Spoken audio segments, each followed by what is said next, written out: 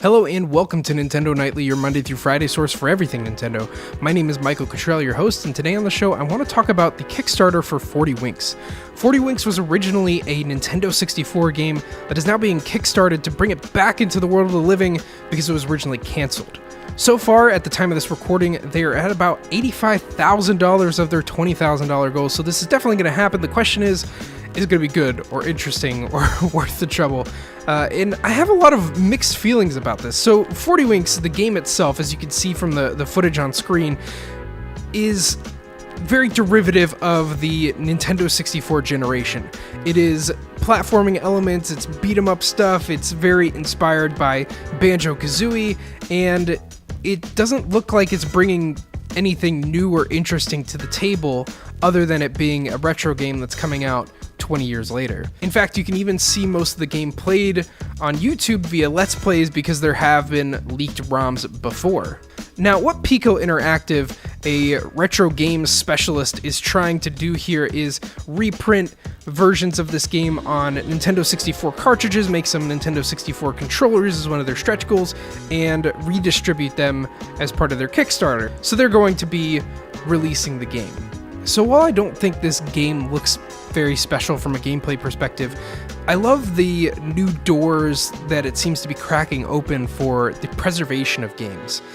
It doesn't take much research to find that the preservation of games is in a pretty bad state compared to other artistic mediums.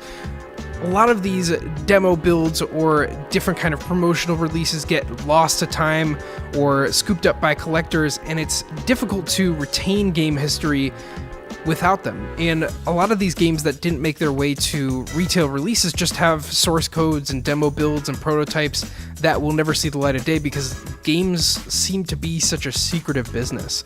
And that's really kind of strange. I mean, for most Hollywood movies, you can find out information if you dig a little bit about what kind of budget they had and different behind-the-scenes information. They champion that on the DVD releases. They'll show you all sorts of gag reels and outtakes, and we don't get the same thing for games. And so it's interesting that they're bringing this back, even if it's not a very special or interesting game.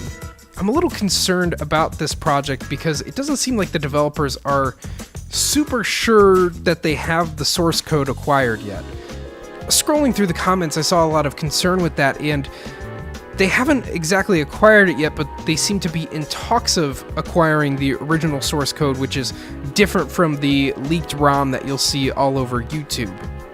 I've never invested much in Kickstarter, and I don't plan to here, but I think it's nice to see someone trying to bring these projects back to life, even if they're trying to fill a retro hunger and niche that hasn't been overdone quite yet.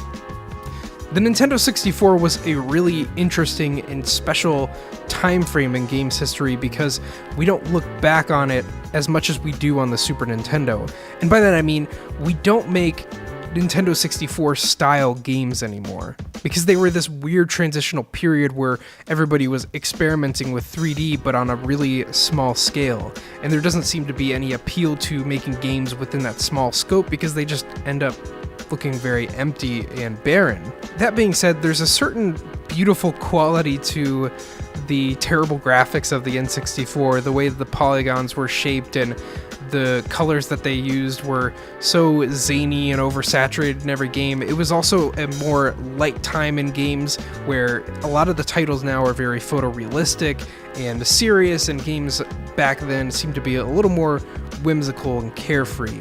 And I enjoy that time. I'd like to see more projects like this. It'd be cool to see more games spring up where, you know, someone like Nintendo even could go back and dig up the 64 version of Kirby Air Ride and with enough fan funding or interest or whatever, bring that back for some sort of release. I think there's a really special and untapped market here, but not one that I think we're going to see more of anytime soon. This is kind of a special situation where the developer, in this case Pico Interactive, finds these very obscure, very rough titles, brings them back to life, and sells them to a super niche market.